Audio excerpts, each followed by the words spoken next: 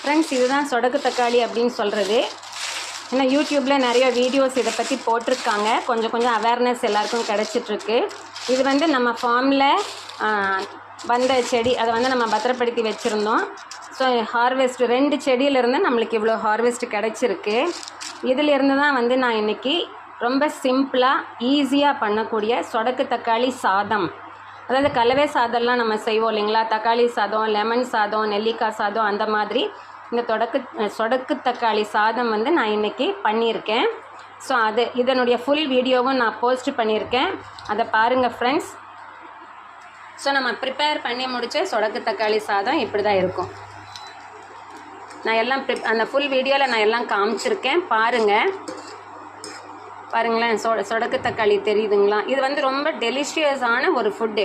ஈஸியாக பண்ணிடலாம். நமக்கு டயர்டாக இருக்குது அப்படின்னா, இந்த காய் வந்து கிடச்சி நம்ம அதை உரித்து ஃப்ரிட்ஜில் வச்சுருந்தோம் அப்படின்னா அதை இம்மிடியேட்டாக எடுத்து ஒரு 5 நிமிஷத்தில் நம்ம பண்ணிடலாம். ஆனியன் வந்து ஆப்ஷனல் தான். இப்போ நமக்கு வந்து ஆனியன் போடாமல் செய்யும்போது இன்னுமே வந்து டைம் வந்து நமக்கு ரொம்ப குறைவாக தான் பிடிக்கும். இது வந்து இந்த சொடக்கு தக்காளி வேஸ்ட்டு லேண்டில், ரோட்டு ஓரங்களில் எல்லாம் வந்து தானாக முளைச்சி நிற்குது. நீங்கள் வண்டியில் எப்போ எங்கே போனாலும் இந்த மாதிரி செடி சொடக்கு தக்காளி தெரியுது அப்படின்னா அதை பறிச்சுட்டு வந்துடுங்க. இது பழுத்தது அப்படின்னா, அதாவது இந்த மாதிரி காஞ்சி போயிடுச்சு அப்படின்னா அது பழுத்திருக்கும். அதை வந்து நம்ம பச்சையாக சாப்பிடலாம். பழுத்தது வந்து ஆரஞ்சு நிறத்துலையோ மஞ்சள் நிறத்துலையோ கொஞ்சம் சிகப்பு டிஞ்சு கலந்த மாதிரி இருக்கும்.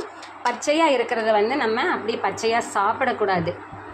அதுக்காக தான் வந்து நான் இந்த மாதிரி பண்ணியிருக்கேன். இதில் டிஃப்ரெண்ட் டிஷ்ஷஸ் நம்ம பண்ணுவோம். ஒன்றுனா உங்களுக்கு போடுறேன். ஏன் அப்படின்னா, இது வந்து நான் ஒரு இன்டர்நேஷ்னல் கான்ஃபரன்ஸில் ரிசர்ச் பேப்பராக ப்ரெசென்ட் பண்ணியிருந்தேன். அது வந்து mode of action, cancer cells எல்லாம் எப்படி கண்ட்ரோல் பண்ணுது அப்படிங்கிறத அதோடவே நம்ம ப்ரெசென்ட் பண்ணியிருந்தோம். ஸோ அதனால் வந்து ஏற்கனவே வீட்டில் அம்மாலாம் இதை வந்து சமைச்சு கொடுத்துருக்காங்க. இப்போ நானுமே வந்து ரிசர்ச்சில் ப்ரூஃப் ஆகிருக்கிறனால அதை வேஸ்ட் பண்ணாமல் சாப்பிடலாம் அப்படின்னு சொல்லிட்டு இன்றைக்கி இதை தான் பண்ணியிருக்கேன். இன்றைக்கி எனக்கு லஞ்சுக்கே வந்து நான் இதை தான் பண்ணியிருக்கேன். இதுக்கு சைட் டிஷ்ஷே தேவை கிடையாது. வேணுங்கிறவங்க கொஞ்சம் வேணால் தயிர் 1 ஸ்பூன் வச்சுக்கலாம். மற்றபடி இதுலேயே சொடக்கு தக்காளி இப்படி இருக்கு இல்லைங்களா, சாப்பிடும்போது நமக்கு வாய்க்கு வரும். நல்ல ஒரு டெலிஷியஸான ஹெல்த்தி ஃபுட்டாக இருக்கும். ஃப்ரெண்ட்ஸ், நீங்கள் ஃபுல் வீடியோ பாருங்கள், ப்ரிப்பேர் பண்ணி சாப்பிட்டுட்டு அம்மா சாப்பிட்டு பாருங்கள் எப்படி இருக்குன்னுட்டு.